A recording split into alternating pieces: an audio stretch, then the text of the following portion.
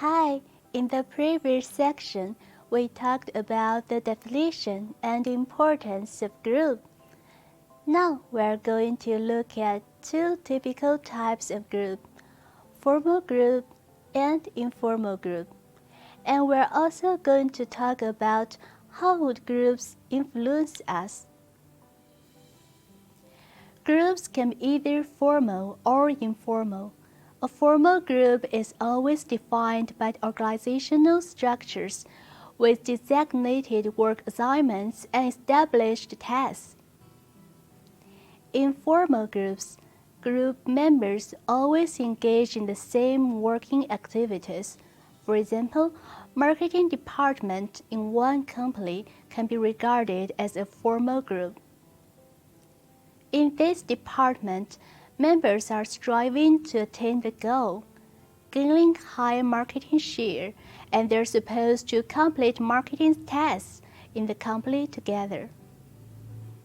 By contrast, an informal group is neither formally structured or organizationally determined. It appears to meet the need for social contact.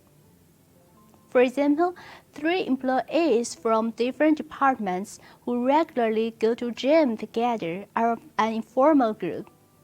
The aim of this group is to keep fit. Let's look at more finely into formal and informal groups. A formal group may also be a command group, which is composed of the individuals who report directly to a given manager. Task group is another type of formal group, in which task group members are getting together to complete a job or task. Meanwhile, informal group contains interest group and friendship group, in which individuals get together because they share the same interest or some common characteristics. Let's say this example. We have a company with the CEO and one of its departments is led by the chief manager, Bob. He has 4 subordinates, Dan, Eddie, Frank, and Gabby. Now these 5 guys, they compose of a formal group. Because they are defined by the organizational structure, this formal group is also a command group because these 4 guys have to report directly to Bob. And the figure below is the friendship network among employees. As you can see here, Frank and Kathy, they have close and direct friendship. They may have coffee together every afternoon, so they form a friendship group. Also can be viewed as an informal group. Formal groups will deeply affect one's behavior and performance.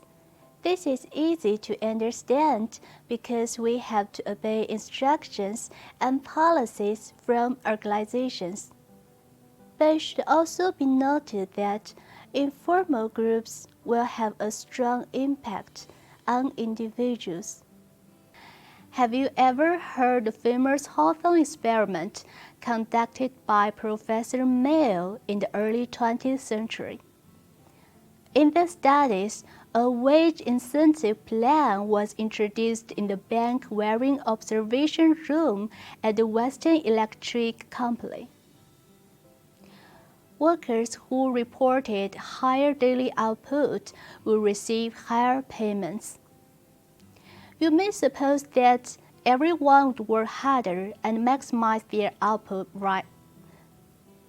However, the experiment found that the group production had remained at a moderate level, without any improvement from day to day.